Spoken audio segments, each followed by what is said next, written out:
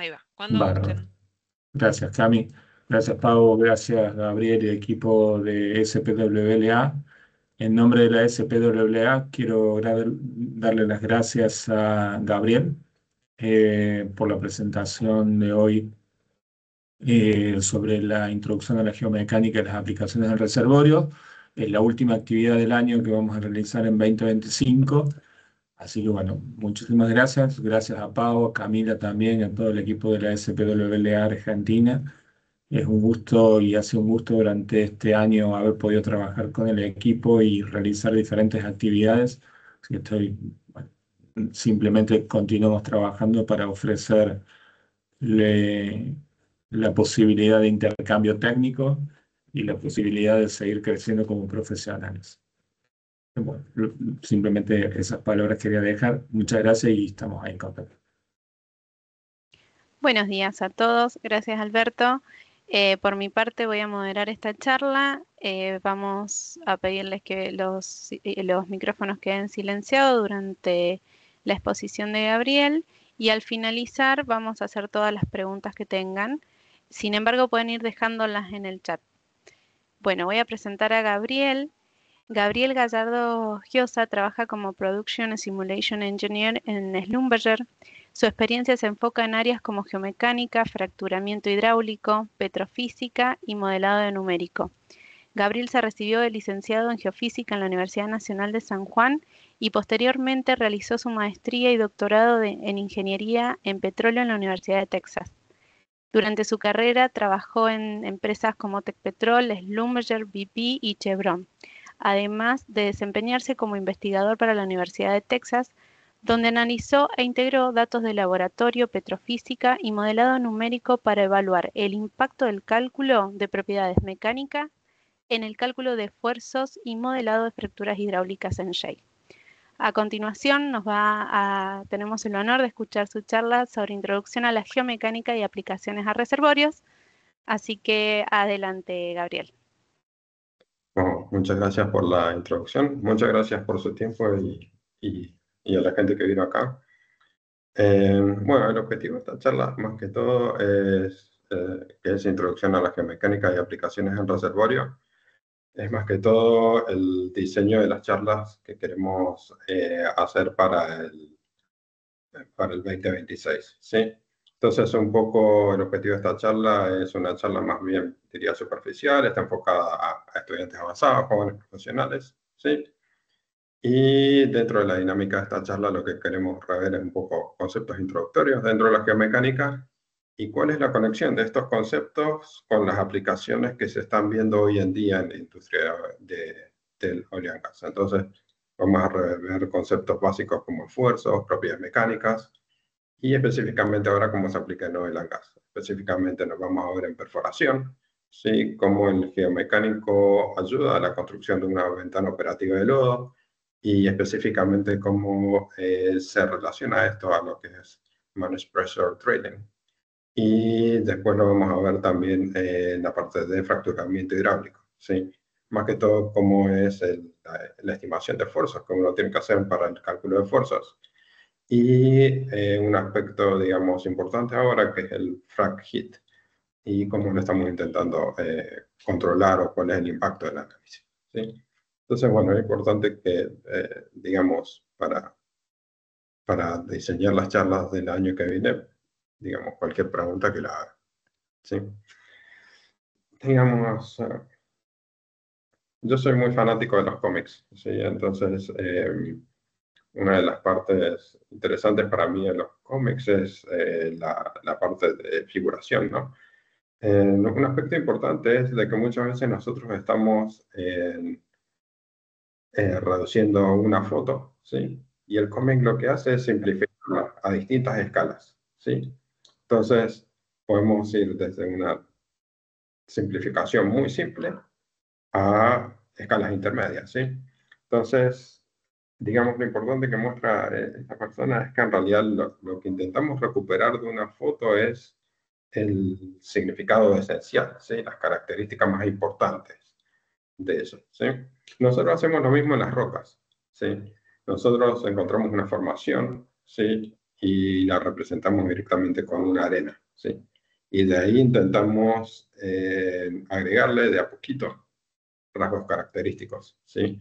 Esto, por un lado, nos da menor riesgo. Mientras mejor entendimiento nosotros tenemos, mejores decisiones podemos realizar, de decidir si es un prospecto bueno o malo, qué hacer y cómo hacer, ¿sí?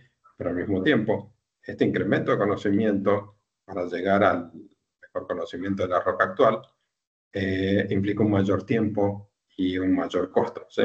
Entonces la pregunta es, ¿cuál de estos puntos intermedios es el que nosotros necesitamos y el que nos da mayor beneficio? ¿Sí? O el balance de lo que sería entre el beneficio y el costo que estamos invirtiendo. ¿Sí? Dentro del cómic también está lo que sería conceptualización, ¿no? Si yo les pregunto a ustedes cómo murió esta persona, cada persona va a pensar una muerte distinta a la otra, ¿sí? Respecto a lo que sucedió acá, ¿sí? Y esta imaginación no solo sucede en los cómics, sino sucede en nuestra percepción del trabajo día a día, ¿sí? Yo cuando empecé trabajé empezando en caracterización de reservorios y me iba a hacer a geofísica, entonces no sabía mucho perforación, planeamiento, completación o producción, ¿sí? Yo, digamos, tenía mejor imaginación de lo que pasaba acá en esta silueta, más que lo que pasaba en completación o producción en esa zona, ¿sí? Es mediante el conocimiento de todas las otras subdisciplinas y la comunicación efectiva con todas estas disciplinas que empecé a tener un mejor conocimiento y una mejor interacción, ¿sí? Y esto me permite reforzar el servicio que yo puedo dar desde mi caracterización de reservorio hacia los otros puntos, ¿sí? Y dar un verdadero valor, ¿sí? Y eso es muy importante en la parte de geomecánica porque nosotros vamos a estar ayudando a estos diferentes segmentos, ¿sí? Entonces, vamos a un aspecto básico que es el análisis de datos, ¿sí? En el análisis de datos, por ejemplo, uno de los análisis más simples es que tenemos una roca y nosotros le vamos a aplicar un esfuerzo, ¿sí? Y ese esfuerzo vamos a conseguir una pequeña deformación o un desplazamiento, ¿sí? Acá, generalmente, nuevamente comparado a los cómics, vamos a tener dos tipos de análisis. Uno, el secuencial, ¿sí? Nosotros a partir de la curva que veamos, vamos a hacer pequeñas interpretaciones, es decir, esta zona está deformada un poco, en esta se deforma un poco más, y en esta finalmente se fractura, ¿sí? Nosotros, digamos, es muy difícil analizar así todo el intervalo, sino que nosotros para un entendimiento vamos haciendo ese análisis secuencial. Y al mismo tiempo hacemos un análisis instantáneo, ¿no? Donde analizamos un determinado punto y preguntamos, ok, ¿qué pasa en este determinado punto? Entonces, por ejemplo, nosotros podemos hacer el cálculo de módulo de Young a partir del análisis de un punto específico, ¿sí? Entonces, esta integración de análisis, que vamos a ver cómo se va dando en los distintos puntos, es lo que nos va a dar, digamos, el resultado final y lo que nos va a ayudar a interpretar la geomecánica de la roca. Esta probablemente es una de las slides más feas que haya hecho en la historia de mi vida, pero bueno, la intención de esto es explicar la geomecánica, ¿no?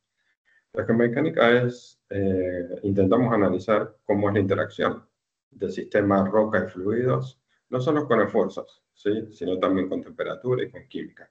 En general siempre nos hemos enfocado en esfuerzos porque estamos en oil and gas, pero ahora que vamos, por ejemplo, con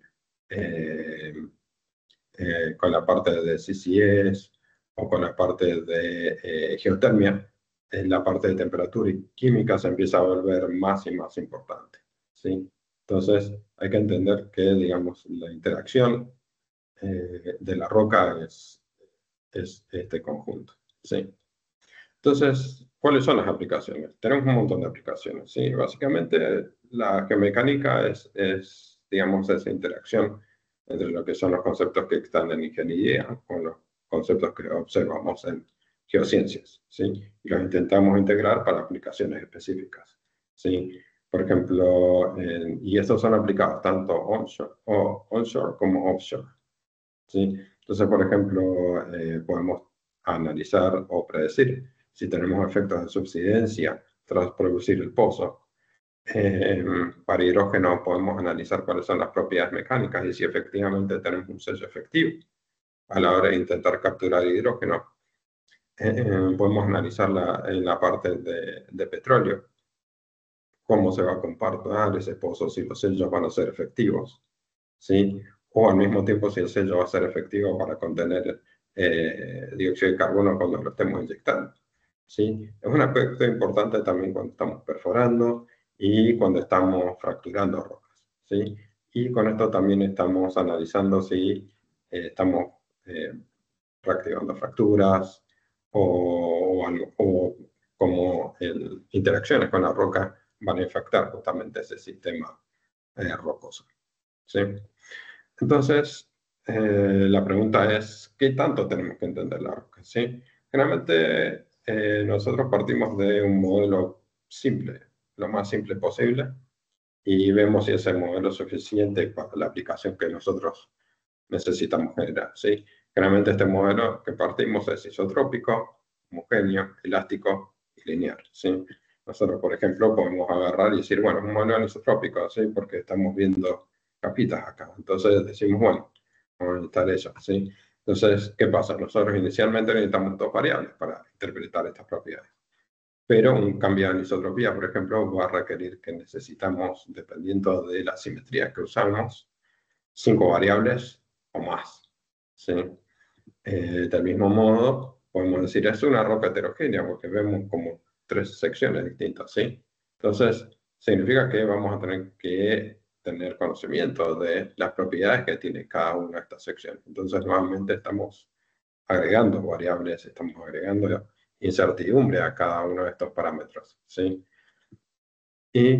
O también podemos decir, bueno, es un modelo no lineal, porque en realidad, digamos, en el intervalo elástico sucede esto, pero después ya a mayores esfuerzos ya no es una relación exactamente lineal. Entonces, nuevamente necesitamos entender si, digamos, como una función de no linealidad y los parámetros de esa función.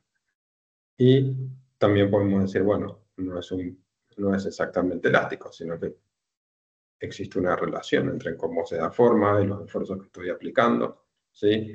O también es poroelástico, porque básicamente puedo decir, bueno, en lugar de analizar la roca, como un único elemento, lo puedo analizar como un sistema roca fluido, ¿sí? Entonces, algunos de estos aspectos, principalmente lo que es isotropía, lo vamos a estar discutiendo acá, ¿sí? Entonces, una forma clara de ver esta relación entre los esfuerzos de deformación es cuando analizamos las propiedades mecánicas, ¿sí? Esto es simplemente cuando estamos aplicando un esfuerzo sobre la roca. Un análisis convencional es el de UCS o el triaxial, donde aplicamos un esfuerzo axial sobre la roca y nosotros medimos la deformación a lo largo del eje o la deformación radial, ¿sí? Entonces lo que podemos ver acá es que tenemos varios puntos, ¿sí? Podemos analizar por un lado la resistencia y por el otro lado podemos analizar las propiedades mecánicas, ¿sí? Esta parte de propiedades mecánicas, si ustedes ven, nosotros ven que las propiedades mecánicas que vamos a tener cuando estamos aplicando un esfuerzo, a veces son distintas a cuando retiramos ese esfuerzo, ¿sí? Eso ya de por sí nos está diciendo que por más que estemos analizando modelos simples que nosotros asumimos que son lineales o ideales, no necesariamente son así. Y este tipo de cambio de propiedades muchas veces es parte del rol de geofísico intentar interpretar o entender dónde es mejor aplicarlos, por ejemplo, en la parte de fractura hidráulica o en el diseño de modelos geomecánicos. Sí. Entonces, en los esfuerzos a nivel de reservorio, diría que hay dos grupos de reservorio, de esfuerzos principales, ¿sí? Por un lado tenemos el overburden y la presión de poro. El overburden simplemente es todo la columna de roca que tenemos encima del objeto, ¿sí? Y lo mismo pasa con el fluido. La columna de fluido, asumiendo que el fluido está perfectamente conectado, también va a estar ejerciendo esa presión, ¿sí? Estas dos ventanas son principalmente, por lo general, el rango, digamos, donde están las presiones de la roca y que deciden si tenemos una fractura o no, ¿sí? Y el otro concepto que tenemos esencial es el esfuerzo tectónico. El esfuerzo tectónico son los esfuerzos que tenemos que provienen, digamos, lateralmente. Estos esfuerzos existen siempre y van a cambiar mucho regionalmente, ¿sí? Entonces, básicamente nosotros vamos a tener un sistema principal donde tenemos un esfuerzo predominantemente vertical y dos esfuerzos que son predominantemente horizontales, uno mínimo y uno máximo. El conocimiento de la dirección de estos es el que nos va a decir básicamente cómo perforar, dónde perforar y también cómo fracturar y en qué dirección. Entonces, la mayoría de los trabajos que hacemos, un concepto importante que necesitamos es el esfuerzo efectivo, ¿sí? El esfuerzo efectivo es, digamos, el esfuerzo al que está sometida la roca, ¿sí? Muchas veces la presión de poro que tenemos actúa como atenuador a esto, ¿sí? Entonces, por ejemplo, acá cuando nosotros hacemos el mat cake, esto funciona, digamos, como una botella, por decirlo así, de que esa botella o esa lámina evita que el fluido se escape, ¿sí? Y al mismo tiempo genera una contención, ¿sí? Entonces, en este caso, el mat cake básicamente es el que hace y genera esta diferencia de presión y es el encargado de sostener de que la pared de pozo no colapse, ¿sí? Pero entonces lo que tenemos que controlar es justamente este esfuerzo radial y es el que nos va a estar diciendo, digamos, la estabilidad de pozo en el caso de los pozos, ¿sí? Y un importante aspecto es el análisis de discontinuidades, ¿sí? Un poco esta charla está enfocada en este concepto de discontinuidades, ¿sí? Las discontinuidades justamente son una de las partes que más analizamos dentro de la geomecánica, ¿sí? Para estabilidad de pozo, por ejemplo, para cementación o para fracción. Básicamente estamos analizando cómo es el contraste de la circunferencia alrededor, digamos, y cómo se distribuyen las fuerzas alrededor del pozo, ¿sí? Entonces, a partir del entendimiento de esto, nosotros podemos decir, bueno, esta es la forma en la que hay que perforar. Al mismo tiempo, los planos, ¿sí? O lo que serían las fracturas, generan también cambios en los esfuerzos, ¿sí? Entonces, por ejemplo, acá lo que podemos ver es que el modelado de fractura muestra que para una serie de 11 stages, esa interferencia que existe entre fracturas impacta la geometría de la fractura, ¿sí? Y en lugar de estar todas juntas, cada una tiene geometrías particulares, ¿sí? Dependiendo de la distancia que hay entre las fracturas, ¿sí? Y esto puede ser causado tanto por fracturas naturales como por fracturas hidráulicas, ¿sí? Entonces, ¿cómo analizar esto, no? Nosotros, uno de los primeros análisis, digamos, más básicos que tenemos son las propiedades mecánicas, ¿sí? Entonces, como dijimos, nosotros ponemos una presión sobre la roca y la fracturamos, ¿sí? Entonces vamos a tener dos aspectos. Vamos a tener esa pendiente, que nos va a decir el módulo de Young, y también vamos a tener cuando se fractura, ¿sí? A partir de cuando se fractura podemos dividir el esfuerzo entre el esfuerzo que rodea la roca, el esfuerzo total, que sería un esfuerzo normal, y un esfuerzo tangencial, que es en la dirección en la que, digamos, estamos aplicando el esfuerzo de vía tórica, ¿sí? Entonces, a partir de esos esfuerzos totales, vamos a tener el círculo de Mohr. Tenemos el esfuerzo mínimo y el máximo al cual se rompe la roca, ¿sí? Entonces tenemos un UCS. Lo que podemos hacer luego es empezar a añadir confinamiento a la muestra, ¿sí? Que esté más en condiciones de reservorio. Entonces, lo que podemos hacer es repetir el experimento y lo que vamos a observar es que vamos a tener una fractura a mayor presión, ¿sí? Y al mismo tiempo vamos a tener un módulo de Young más alto, ¿sí? Entonces, si nosotros repetimos este experimento, muchas veces podemos hacer, digamos, el análisis de los círculos de Mohr y podemos definir un límite en el cual nosotros sabemos que esta roca se va a fracturar, ¿sí? Y este fracturamiento va a ser el shear, ¿sí? Nosotros podemos repetir para muchos casos, ¿sí?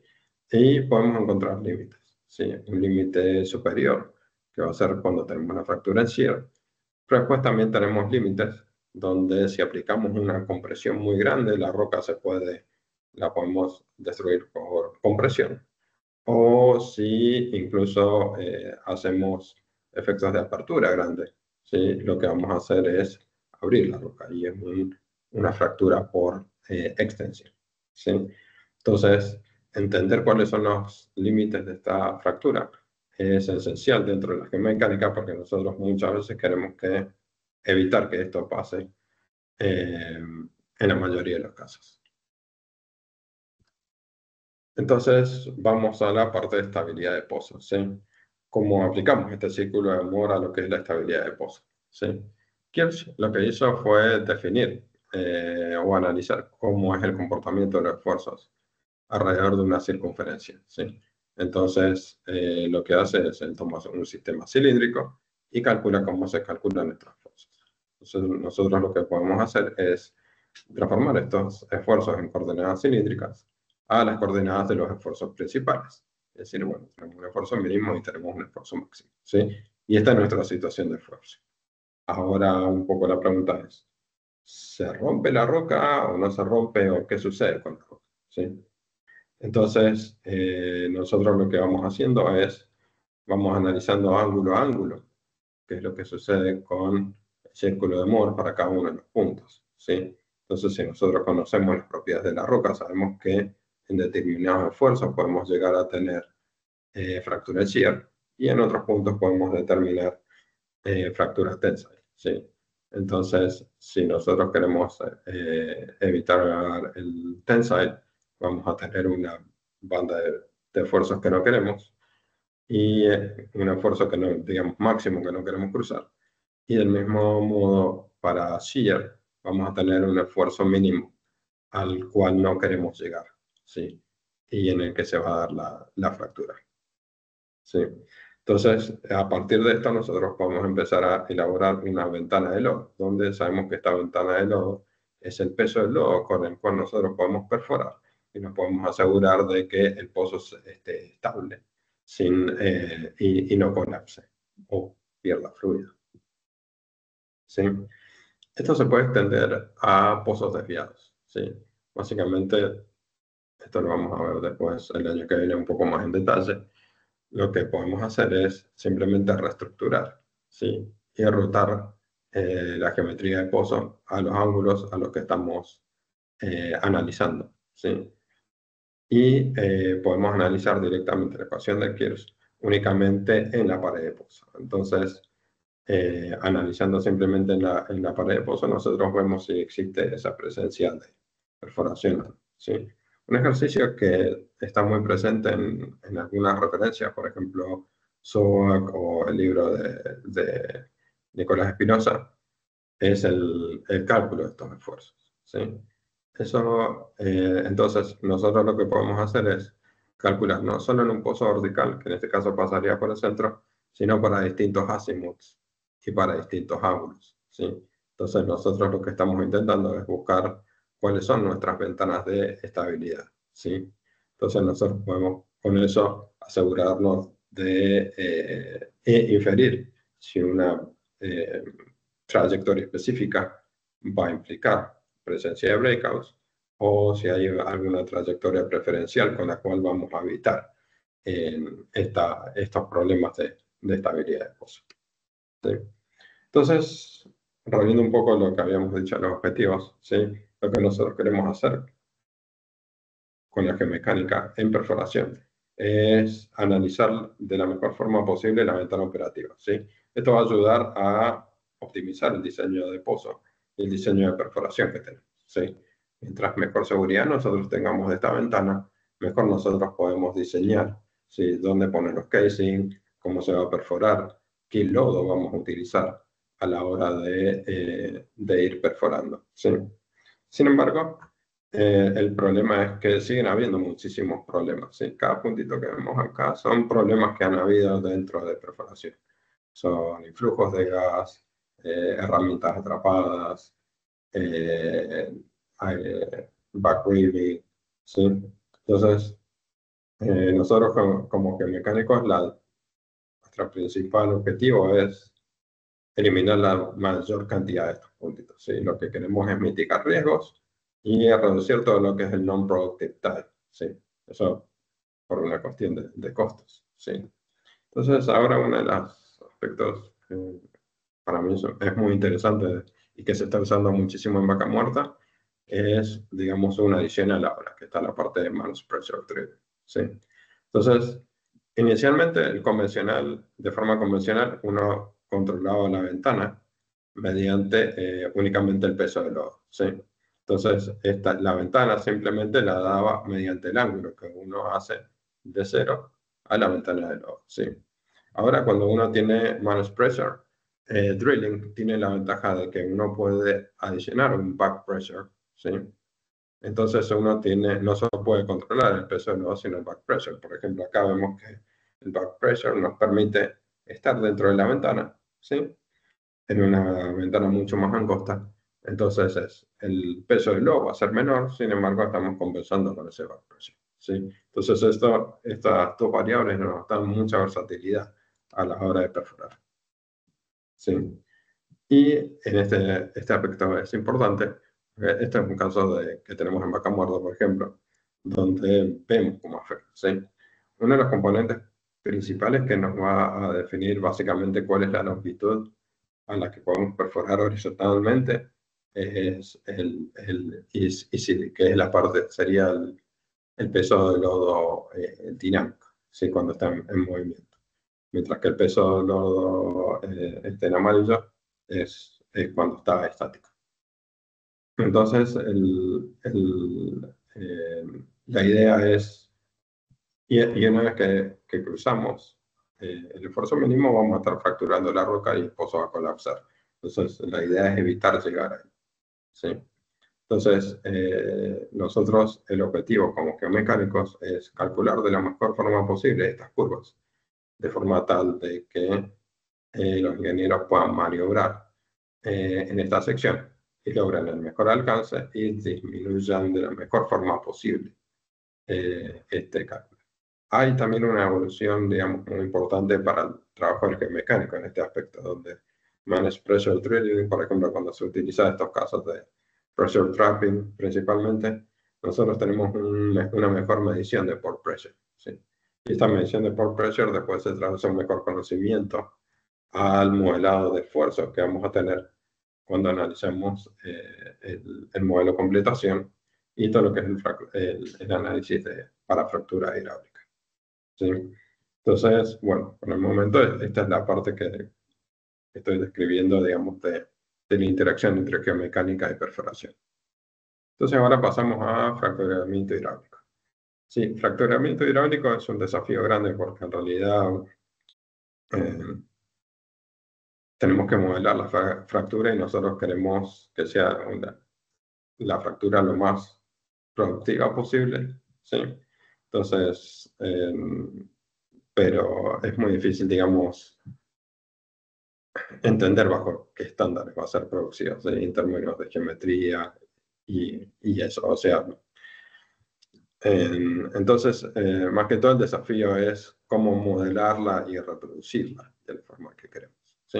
Entonces, por ejemplo, nosotros, en este caso es un caso de Permian, donde se había modelado la fractura para una pequeña barrera que existía en esa zona, ¿sí? Sin embargo, lo que vemos es que las mediciones de fibra óptica muestran de que la fractura crece bastante más, ¿sí? Tenemos una zona de fracturamiento que se desarrolla por encima de la barrera e incluso una parte relacionada al crecimiento más bien termal, ¿sí? Y tenemos una fractura, digamos, a partir de la microsísmica, donde estamos observando que si bien la mayor parte de la actividad se centra acá, observamos algunos elementos que estamos acá. Entonces, un poco la pregunta es cómo explicamos o cómo calculamos estas diferencias, cómo nos aseguramos de que una fractura efectivamente esté contenida de nosotros queremos que esté, ¿sí? Para eso hay que elaborar muchas veces un modelo geomecánico, ¿sí? Un modelo geomecánico implica integrar muchísimos datos, que van desde datos de pozo, ¿sí?, a datos petrofísicos, ¿sí? Y en este aspecto, nosotros tenemos que integrar los datos de pozo con datos de laboratorio, que no siempre son datos de laboratorio, digamos, no siempre podemos recuperar las muestras que queremos, ¿sí? Y a partir de eso tenemos que calibrar todas estas mediciones que hemos hecho con los esfuerzos que están presentes en el pozo, ¿sí? Entonces el desafío es que muchas veces nosotros tenemos los registros, ¿sí?, con los datos de pozo y hacemos una calibración, ¿sí? La mayoría de las veces cuando tenemos core data podemos medir en distintos lugares, ¿sí? Pero el desafío acá es, y por eso remarco un poco la parte de anisotropía, es nosotros en pozo tenemos suficientes datos para hacer un modelo isotrópico únicamente, ¿sí? Pero si necesitamos un modelo anisotrópico, necesitamos 5 variables, ¿sí? Entonces podemos compensar una más con modelos de Stoney, ¿sí? Pero ya no es una, digamos, una medición directa, eso es más bien un modelado, entonces hay que analizarlo con mayor detalle. Y después, estas mediciones no las podemos hacer a lo largo de pozos verticales de forma continua. Entonces significa que acá tenemos que utilizar modelos, calibraciones con cores o mediciones en pozos horizontales, ¿sí? Entonces esa parte de integración es la que podemos utilizar. Por un lado tenemos la ventaja de que existe una buena correlación entre epsilon y gamma, ¿sí? Pero muchas veces el SEM1.3 es el que suele tener la mayor incertidumbre y que puede generar algunos impactos, ¿sí? Entonces, después lo que tenemos que hacer es calcular el esfuerzo mínimo horizontal, ¿sí?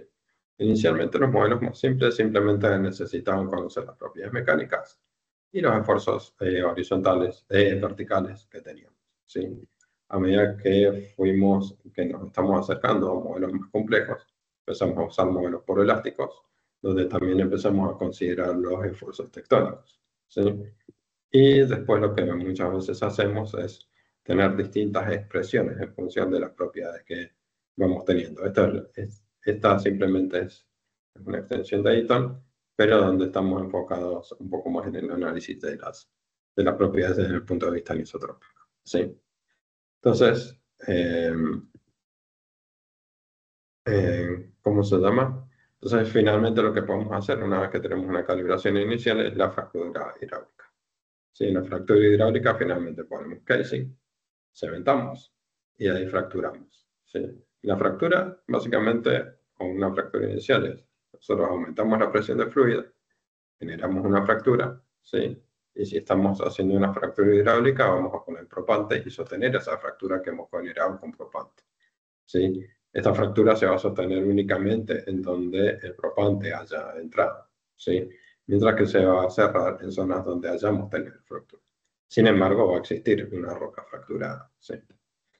La forma en la que nosotros calculamos el esfuerzo que necesitamos es mediante mini fracturas que hacemos, ¿sí? Entonces, por ejemplo, acá tenemos un caso que es el leak-off test, ¿sí? En el leak-off test se hace muchas veces después de perforación, donde básicamente aumentamos la cantidad de fluido que necesitamos y fracturamos la roca. Entonces, ese aumento de presión, nosotros lo que hacemos es llegar a un breakdown pressure y después lo que vamos haciendo es analizando cuándo la fractura se cierra, ¿sí? Entonces nosotros vamos teniendo mediciones, ¿sí? Y esto nuevamente lo transformamos en cómic, ¿sí? Donde vamos teniendo distintos puntos que nosotros vamos interpretando, ¿sí? De cómo la fractura se propaga, cuando deja de propagarse y finalmente cuando se cierra, ¿sí? Y con estos parámetros nosotros calculamos el esfuerzo mínimo y es que hacemos la calibración para los modelos mecánicos dentro de un pozo, ¿sí? El desafío más grande que tenemos es que en cuencas, por ejemplo, Vaca Muerta, los esfuerzos y los ambientes tectónicos que vamos a tener van a cambiar, ¿sí? Entonces, dependiendo de dónde vamos a estar en la región, vamos a tener distintos comportamientos, ¿sí? Vamos a tener zonas con normal faulting, vamos a tener zonas con strike slip, donde el esfuerzo máximo horizontal es mayor al esfuerzo vertical, ¿sí? Y vamos a tener distintos grados de anisotropía entre los esfuerzos, ¿sí? Entonces, cada una de estas distintas áreas es importante desde el punto de vista geomecánico porque va a empezar a tener la influencia de los parámetros mecánicos de las rocas va a ser distinto, entonces las estrategias de completación y en la que nosotros perforamos y fracturamos va a ser distinta, ¿sí? Y yendo al tema de calibración es importante porque nuevamente estamos trabajando muchas veces con arcillas donde muchas veces son rocas anisotrópicas, pero es más simple analizar muchas veces, digamos, modelos isotrópicos, ¿sí? Y esto impacta mucho cuando calibramos, ¿sí? Uno de los desafíos de calibración es que nosotros necesitamos una columna completa de esfuerzos, ¿sí? Sin embargo, vamos a tener puntos muy limitados, puntos de calibración, ¿sí? Y vamos a ser muy selectivos en los puntos de calibración. La mayoría de las veces los vamos a seleccionar puntos de interés, ¿sí? No vamos a ir a barreras u otras zonas, ¿sí?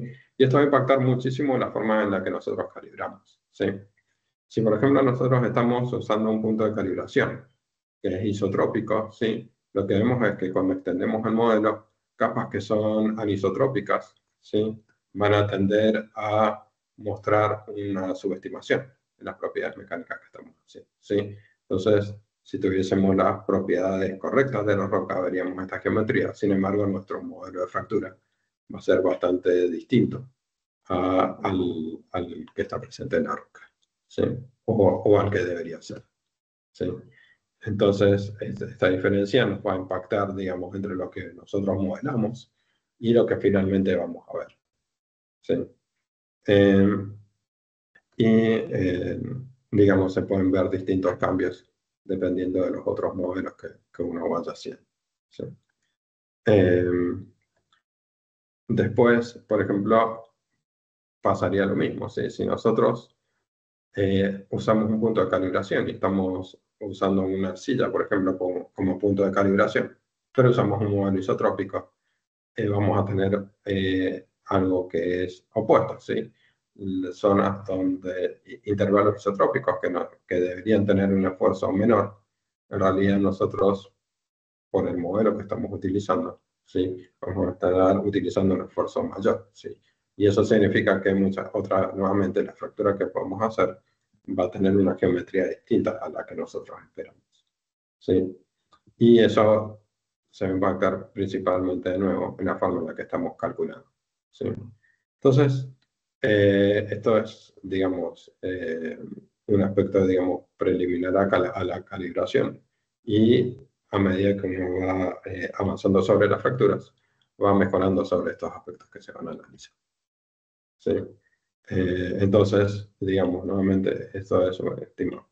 Igual, muchas veces el intervalo isotrópico tiene una ventaja, y es que es representativo en intervalos anisotrópicos, ¿sí? Entonces, si estamos analizando arcillas y lo analizamos con un modelo isotrópico, si bien vamos a tener pequeñas diferencias, aún así vamos a tener una buena representación de cuál es la forma que va a tener ese patrón de esfuerzos, que es el que podemos poner de input.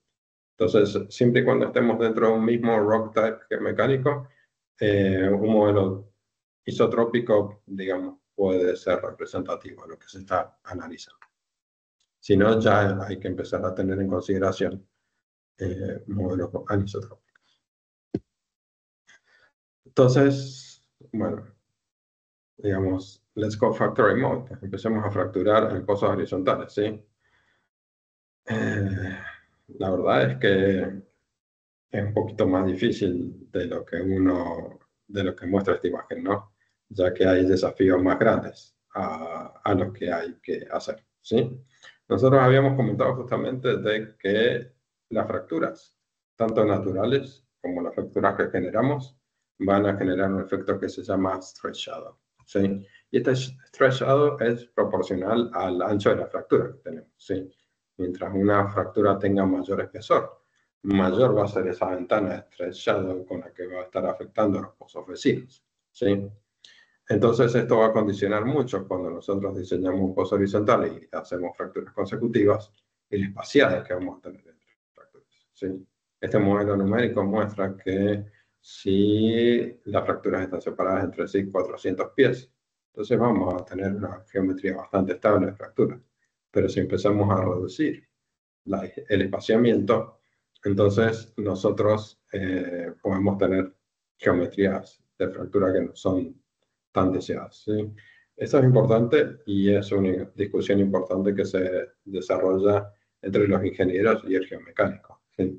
Donde el rol principalmente del geomecánico es ayudar al cálculo y a la estimación de fuerzas, ¿sí? De forma tal de tener las fracturas lo más cercanas posible para mejorar la producción, ¿sí? Pero lo más lejos posible o intentar evitar de la mejor forma posible esa interferencia entre fracturas, ¿sí? Para evitar geometrías indeseadas o problemas, ¿sí? Entonces, digamos, hay un desafío adicional, ¿sí? Entonces, lo que vemos que este sistema de fractura que estamos viendo acá, ¿sí? Esto se da simplemente porque las fracturas han estado muy cerca entre sí y han generado interferencia de fuerzas, ¿sí? Y nos dice que para próximos trabajos nosotros tenemos que aumentar este espaciamiento entre fracturas para evitar ese problema, ¿sí? Y el otro aspecto es que en realidad nosotros, si bien la hemos tratado como un plano, las fracturas en realidad no son planos, sino que si bien vamos a tener un plano principal, vamos a tener lo que es un fracture branch, que son múltiples fracturas, ¿sí? Nosotros cuando analizamos cores de intervalos post-fractura, lo que observamos es que tenemos un montón de fracturitas que están pasando y algunas tienen propante y otras no, ¿sí? Entonces, eh, esto también impacta después a la hora de analizar cómo el fracture branch va a ser productivo o no, y si es capaz de alojar propante y cuántos propantes es capaz de alojar y sostener la fractura con la que estamos produciendo, ¿sí? Entonces, por ejemplo, esto es un caso público que tenemos del el proyecto HFTS Chip, donde se analizó con fibra óptica, es el que hemos estado analizando desde el principio. Entonces, acá hemos visto eh, las, las, las distintas etapas que se hizo para cada una de las completaciones. Primero es del pozo 1, es del pozo 2 y es del pozo 3. Y cómo han habido, ¿sí? Estos análisis también han integrado todo lo que es el uso de fibra óptica, ¿sí? Entonces, por ejemplo, en este caso, una de las cosas que se pudo analizar mediante fibra óptica fue cómo la fractura, que es este rojo, se va aproximando, ¿sí? Y finalmente llega, ¿sí? Entonces, lo que podemos ver es que finalmente en un punto intersecta la fractura, ¿sí? Se detectaron dos eventos, nosotros estamos analizando el del stage 19, ¿sí? Y vemos que una vez que se fractura, se empieza a propagar, ¿sí? Esta intercepción de fractura es algo arriesgado porque estamos cambiando la situación de esfuerzos alrededor de un pozo que muchas veces es productivo, por ejemplo, el caso de Palenchai, ¿sí? Entonces podemos, por un lado, o afectar la producción, tanto del pozo nuevo como el pozo que está existiendo, o incluso ese cambio de esfuerzo puede inducir un casing failure, ¿sí? Entonces, bueno, esta, digamos, es la parte que estamos intentando evitar con los estudios geomecánicos y con el análisis de fase, ¿sí? Entonces, bueno, finalmente, como ya he dicho, la idea de esta charla es una versión preliminar para lo que serían las charlas de 2026. El objetivo para el año que viene es tener una serie de 3 o 4 charlas aplicadas, ¿sí? Entonces, bueno, cualquier pregunta que salga ahora o cualquier tema en lo que ustedes consideren que sea necesario ya enfocarse en profundidad en lugar de esta, digamos, charla que fue un poco más superficial, la podemos enfocar. Así que cualquier sugerencia, comentario es bienvenido. Muchísimas gracias, Gabriel. Se abre el espacio entonces a preguntas. Si alguien tiene alguna duda, abra el micrófono directamente. Aprovecho a hacerte una consulta. Sí. Así, si quieren, abrimos el espacio de preguntas. Me surge preguntarte más que nada cuáles son los principales desafíos al integrar datos de laboratorio con los registros de pozos, sobre todo para modelos geomecánicos y en especial en no convencionales. Ujú. Sí, a medida que uno habla más con gente de laboratorio, eh, aumentan la cantidad de preguntas de ese tipo, ¿no? Yo creo que Claro, sí. uno de los principales desafíos que hay está relacionado a la parte de, eh, ¿cómo se llama? A la extracción de la muestra y cómo conservas la muestra, ¿sí? Eh, creo que de todo lo que es preparación, conservación, transporte es esencial a la hora a la hora de hacer análisis de laboratorio, ¿sí?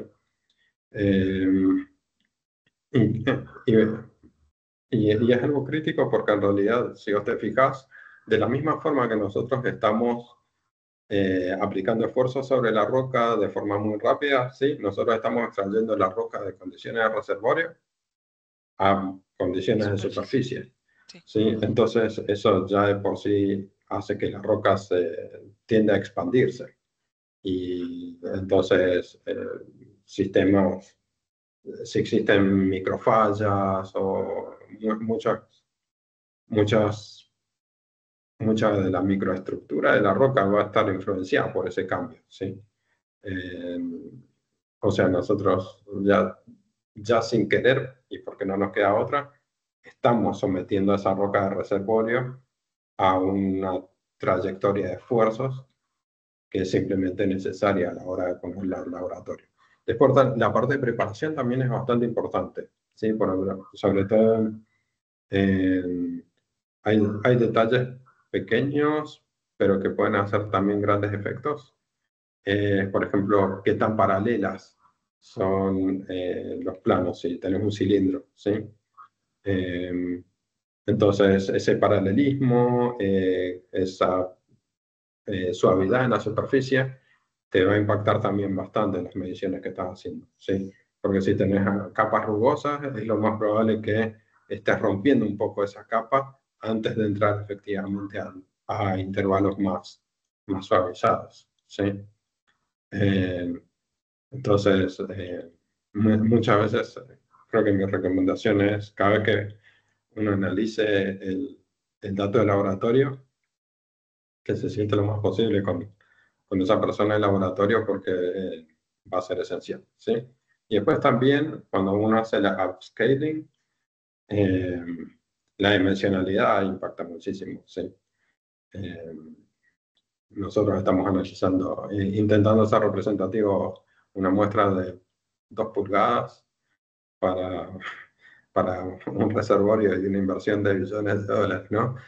Entonces, ese es un desafío muy grande también a la hora de intentar conectar lo mejor posible. Porque Claro. muchas veces también uno hace análisis, incluso se va a nanoescala como para entender mecanismos de permeabilidad. Sí, muchas veces la permeabilidad es nano, entonces tenés que ir a nanoescala como para entender eh, cómo funciona, digamos, todo, digamos, como la estructura de la roca. Y, y digamos, creo que creo que un poco la respuesta, digamos, estaría acá, ¿sí? En dónde uno quiere estar en la carita, ¿sí? ¿Qué tan específica vos querés que sea la cara? Como para, en función de tu tiempo, de tu costo y de riesgo, ¿sí? En ese aspecto tenemos la ventaja de que mientras más conocimiento y mejores tecnologías como inteligencia artificial, el costo de movernos hacia esta área más real va disminuyendo, ¿sí? Lo vamos haciendo más efectivo, ¿sí? Entonces vamos mejorando eso y vamos teniendo capacidad de tomar mejores decisiones en situaciones más complejas, ¿sí? Pero bueno, volviendo a esa pregunta, sí, digamos, hay muchos aspectos, digamos, el control de la muestra es esencial. Total. Bueno, yéndote a esa zona que decís vos más desafiante, en el caso de que tenés directamente ausencia de datos de laboratorio o pocos datos de laboratorio completos, ¿qué estrategia recomendarías para calibrar, por ejemplo, esfuerzos horizontales? En ese caso que calculo que suele ser bastante común también. Bueno, digamos, para mí hay un valor muy grande en la parte de, ¿cómo se llama? De estabilidad de pozo, ¿sí? Eh, por ejemplo, acá, ¿sí? Si nosotros vamos navegando un pozo, lo que vamos a ver es para digamos, si vos lees los reportes de perforación, en distintos puntos te va a decir, hubo un breakout, ¿sí? O vimos un kick, o vimos un pérdida de fluido, ¿sí? Todos esos pequeños detalles justamente te van dando pistas, si estás más cerca de un lado o si estás cerca del otro, ¿sí? Y eso te va dibujando la ventana, ¿sí? Entonces, el desafío ahí muchas veces es que tenés que conocer también las propiedades de la roca, ¿sí? Claro. Y si bien nosotros tenemos modelos ideales de UCS y modelos ideales de Tenside, ¿sí? No los conocemos, ¿sí? Entonces, tenemos modelos, hay incertidumbres, pero eso. Igual, digamos, la charla del 2026 voy a desarrollar un poco un concepto más que hace poco analicé un geomecánico, que es un análisis más probabilístico, ¿sí? Donde justamente él aprovecha, ¿cómo se llama? Estos eventos. Digamos, la persona que trabajó principalmente a Adrián Rodríguez y el grupo de SLB. Entonces, él, a partir de los eventos que vas teniendo acá de las propiedades mecánicas, ¿sí? Te va diciendo, va haciendo un análisis probabilístico, diciendo, bueno, lo más probable es que estos sean los esfuerzos horizontales, ¿sí? Entonces, si tenés imágenes de pozo y tenés datos de perforación, entonces te puedes hacer una buena base como para, al menos para la ventana de esfuerzo, mínimo y máximo. Buenísimo. Sí. Muchísimas gracias. Disculpa que Bueno, monopolicé ahí las consultas. No sé si hay alguien más que tiene alguna consulta. Ahí después Axel dejó un comentario que muchísimas gracias por la presentación, muy buena, interesante. Desafortunadamente me tengo que ir a otra reunión. Para instancias futuras creo que estaría bueno poder ver un ejemplo completo de aplicación de la geomecánica, por ejemplo, en la resolución de casos de inestabilidad con MPD y ajuste de lodo, por decir algo. Gracias nuevamente a todos. Ahí, ¿cuál es tu apreciación del uso de esta información por parte de las operadoras en fracturas? Consulta Rigacio, creo que Gustavo. Si no. sí. Ok. Y la parte de fractura siempre es un desafío, ¿sí? Digamos, creo que la forma en la que las operadoras encaran la parte de fractura y geomecánica, digamos, cambia un poquito dependiendo de cuál es la escuela de cada una de las operadoras. Pero en general, digamos, creo que el enfoque muchas veces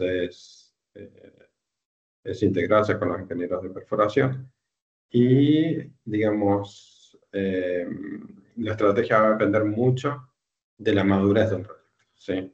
Si nosotros tenemos un shale nuevo, ¿sí?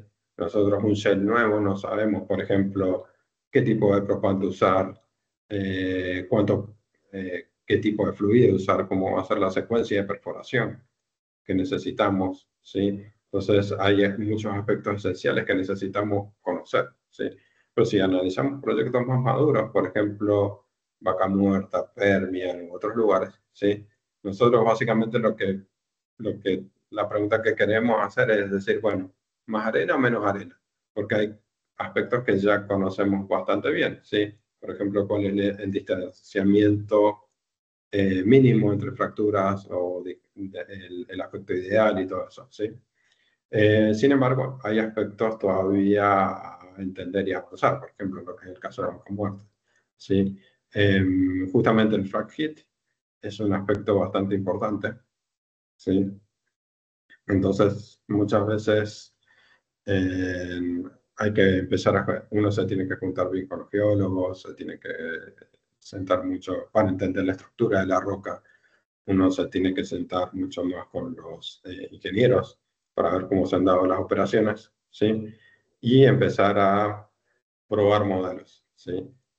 Uno genera modelos numéricos de forma tal donde dice, bueno, esto es lo que sucede. Y creo que la parte de casing, digamos, casing failure es crítica también, porque en este aspecto, por ejemplo, que está generando bastantes pérdidas hoy en día, es entender cuál es el mecanismo que lo genera, ¿sí? Porque puede ser tanto que nosotros interceptamos una fractura, un pozo con alguna otra fractura, o también puede ser de que en situaciones laminadas, ¿sí? Es muy probable que la roca, simplemente por ese esfuerzo, nosotros reactivemos esa laminación, ¿sí? Es un concepto que no hemos detallado mucho acá, pero que lo podemos ver un poco más en detalle, ¿no? Digamos, para las charlas después. Pero sí, digamos, respondiendo de forma concisa, es importante primero entender la madurez del proyecto y a partir de la madurez del proyecto, qué conceptos, digamos, se han ido perfeccionando y se conocen y cuál es la problemática que va surgiendo. Y a partir de eso uno va elaborando estrategias para atacar los puntos críticos que van surgiendo. Ahí, Gustavo, no sé si responde a lo que consultabas. Ahí comentaba Gustavo que ven colapsos y otros inconvenientes por usar por ahí aplicaciones similares entre distintas operadoras. Sí, Gabriel, perdón. Sí, sí. Vemos eso en la operación, como que se hace tantas etapas, tantas fracturas, como una receta. El análisis con respecto a las áreas y a todos estos inconvenientes que citamos, como colapso, fraquit, parenchay, como que no se está escuchando demasiado los mensajes de Vaca Muerta que sabemos, asumimos en muchos casos un comportamiento homogéneo y en realidad de una formación tanto lateral como verticalmente con sus complejidades de heterogeneidad. Sumado a eso, todo lo que es la explotación misma por no convencionales genera modificaciones en cuanto a los volúmenes de los espacios porosos y que también puede haber una implicancia desde el punto de vista local. ¿Está analizado eso, Gabriel? O sea, ¿qué pérdida de volumen le inferimos a la roca por el drenado que se genera en las explotaciones?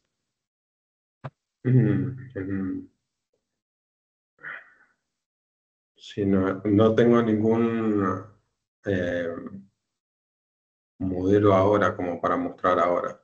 Pero, No es que, a ver, pero se sí. consideran los análisis el volumen drenado, o sea, qué implicancia puede tener en el área inmediata con respecto a problemas posibles en colapso o algo de las cañerías o dentro de la misma operación de completación. Digamos, a medida que vas drenando, digamos, vas reduciendo un poco la presión del reservorio, ¿sí? Entonces eso significa que el sostén, que es la presión oral en sí, o digamos, estás aumentando un poco los esfuerzos efectivos sobre la roca a medida que vayas produciendo, ¿sí? Correcto. Sí, entonces básicamente lo que estás haciendo con el circulito de Moore es lo vas a estar moviendo a la derecha. ¿Dónde está mi círculo de Moore? ¿Sí? Acá. Sí, entonces si tenés el círculo de Moore lo vas a estar moviendo así. Bien, ¿Sí? entiendo. Entonces, Entiendo. pues digamos, muchas veces, justamente esto está relacionado muchas veces a lo que es enarenamiento, y ese tipo de cosas. Correcto. ¿Sí? Entonces, respecto a la parte de completación, en realidad muchas veces en discusiones que hemos tenido, creo que muchas veces el problema es que a medida que vas depletando un pozo, este aumento lo que va haciendo también es, vos vas reduciendo, este aumento de presión efectiva te va reduciendo todo lo que son las gargantas porales y toda la estructura, entonces vas reduciendo permeabilidad. Entonces, muchas veces creo que las preocupaciones dentro de las operadoras están más relacionadas a la pérdida de la capacidad de producción más que Correcto. a la estabilidad de pozo, ¿sí? Correcto. Entonces, digamos, muchas veces también la estrategia tiene que considerar un poco Buscar ese. un escenario intermedio, por decirlo así, para que no le impacte sobre lo que está generando, sobre las operaciones presentes, digamos. Exacto, pues, o sea, cómo diseñar, digamos, operaciones presentes y cómo impactan en el futuro. Por ejemplo, en vaca muerta tenés dos niveles más que todo, que son el orgánico y el que está ahí arriba, ¿no? Entonces, por ejemplo, en algunas discusiones, algunas operadoras decían, bueno, si nosotros empezamos y producimos todo el orgánico primero, ¿sí? Después estamos viendo que muchas veces por presión vamos a afectar cómo producimos después superiormente, ¿sí? Entonces, en lugar de producir primero una y después la otra, a veces es un Hola, poquito más. ¿se habían quedado sin Hola. comunicación? Sí, Ah, recién perdí un poco. ok. No sé si estabas hablando. Sí, sí. Entonces, sí, justo estaba diciendo de que, digamos, la parte de que, eh, digamos, muchas veces la discusión es cómo se atacan los dos reservorios, que si atacas uno directamente y después atacas el otro, ¿sí? Esa reducción de presión te va a hacer perder eficiencia a la hora de producir el segundo, ¿sí? Pero si las vas produciendo más o menos los dos al mismo tiempo, entonces puedes mejorar la producción. Pero digamos, eso depende mucho de la escuela que cada operadora esté aplicando y esté decidiendo a la hora de atacar. Bien, Gabriel, muchas gracias, sí. Muchas gracias. Gabriel, yo te quería consultar, hay una diapositiva que pusiste que mencionaste el distanciamiento por ahí entre fracturas va a afectar la geometría de ellas. Em, ¿Hay algún trabajo, algo en vaca muerta o que haya de decir, bueno, se recomienda o alguna simulación o algo que la distancia óptima para afectar lo menos posible esa geometría es tanto o... No, de vaca muerta no he encontrado mucho, digamos. Por un lado, Ujú. yo hasta agosto estaba trabajando ahí, más que todo enfocado en Estados Unidos. Entonces, Sí, y en Shale en no te, general, en serie en eh, general, sí, por ejemplo, tenés varios. Déjame buscar, por ejemplo, este trabajo de Russell and Sharma es un, es un trabajo, digamos, reciente, bueno, reciente 2010, y, y analiza en profundidad todo eso. Y generalmente el trabajo de Sharma, que es un profesor de la Universidad de Texas, se ha enfocado mucho en ese análisis. Y ha habido bastante. Después del grupo de ARMA, te diría los de la charla de Kanhan, ha trabajado bastante en eso. Hay un grupito en ARMA de fracturas hidráulicas que tienen charlas que son cada 1 o 2 semanas y son charlas públicas. Y tenés todo el ah, sí, inventario de charlas sí, disponibles para acceso, digamos, si te suscribís. ¿Sí? bien. Y después, habrá alguna otra referencia. Eh, digamos, una referencia que yo utilizo bastante es Introducción a to Analysis Geomechanics, eh, hecha por Nicolás Espinosa, que es profesor en UT. Mm. Es un libro bastante bueno porque es gratis, lo pueden acceder, digamos, por ahí. Y él ha basado muchísimo de estos análisis en todo lo que ha hecho. Entonces, por ejemplo, acá pueden ver todos los análisis de microfracturas, con las referencias, ¿sí? Y él se ha enfocado en desenfrascar. Entonces, por ejemplo, si uno se va acá,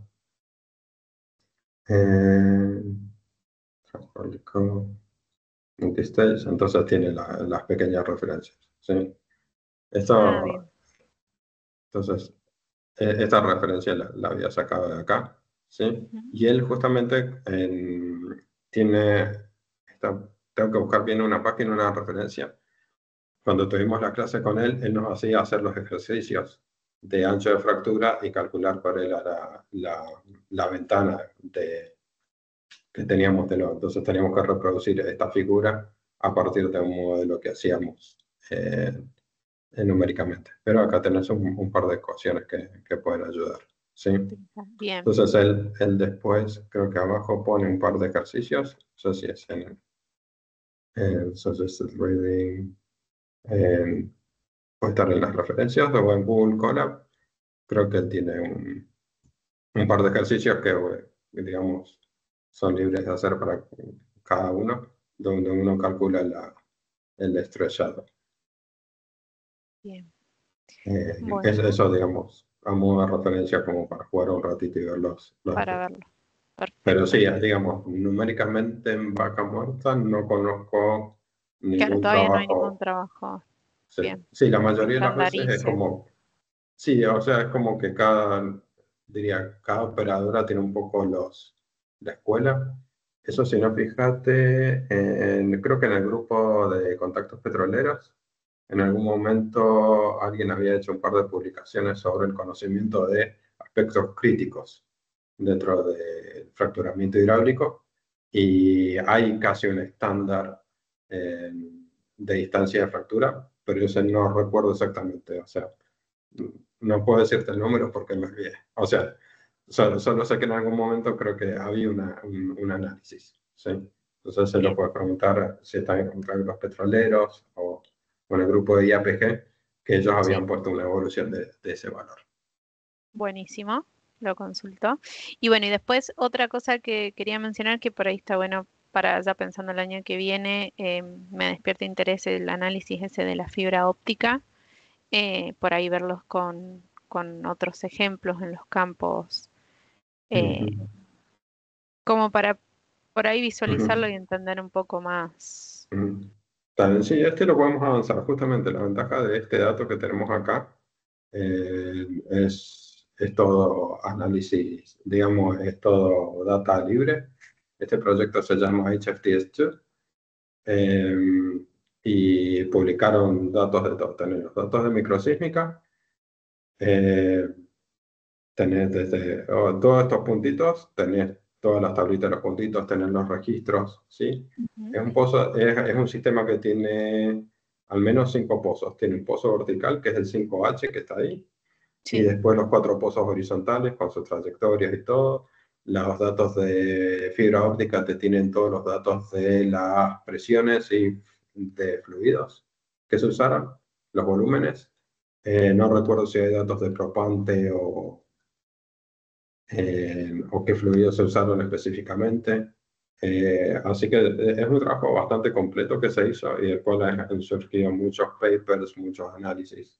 Muchos del análisis, por ejemplo, que hizo el grupo SOA, que hizo el grupo de REFRAC, se enfoca han mostrado, digamos, mucho de eso. También Slutberger hizo muchos registros, Weatherford hizo muchos registros, digamos, y de las empresas que participaron también. Participaron muchas de las grandes operadoras que hay allá. Tipo, creo que este POXO estuvo hecho con Oxy o Anadarko, y después los distintos trabajos los fueron haciendo otras compañías que fueron trabajando como en un consorcio. Entonces, para mí es una fuente de datos muy importante, yo lo tengo ahí guardado para jugar cada tanto, evaluar propiedades mecánicas, jugar con fracturas. Por lo menos como ejercicio lo recomiendo. Bien. Bueno, muchísimas gracias, Pero Gabriel. sí, digamos, podemos trabajar eso el año que viene, El quizá año que analizar un viene. poco más en detalle. Sí. Sí, seguramente podemos abrir a participación, interacción con el público, qué temas por ahí le resultan de mayor interés y abrir un eje para todo el año de posibles temas. Sí, podemos hacer un hackathon en que jueguen ahí con los datos y ver qué resultados da cada uno. Y después nosotros hacemos la simulación y decimos, bueno, te salió bien o mal. Buenísimo. No sé si quedan más preguntas, que se sientan libres de abrir el micrófono. Estaríamos un poco complicados con el tema tiempos. Sí, nos están Ah, quedando sí. 10 Pero bueno, minutitos. igualmente si hay alguna que haya quedado en el tintero, puede hacer o te la pasamos después, Gaby. Dale, listo. Bueno, para entonces ir finalizando, quiero agradecerte, Gabriel, por esta charla y a todos los participantes. Decirles que nos volveremos a encontrar el año que viene con más charlas y estos espacios para poder compartir conocimiento. Estén atentos a nuestras redes para ir siguiendo las novedades y estas encuestas que por ahí solemos publicar para ver cuál es el interés que están teniendo y realizar las distintas actividades que vamos a ir planificando para el año que viene. Sin más nada que decir, nuevamente muchas gracias. Que pasen muy felices fiestas y nos reencontramos el año que viene. Muchas gracias. Gracias. Hasta luego.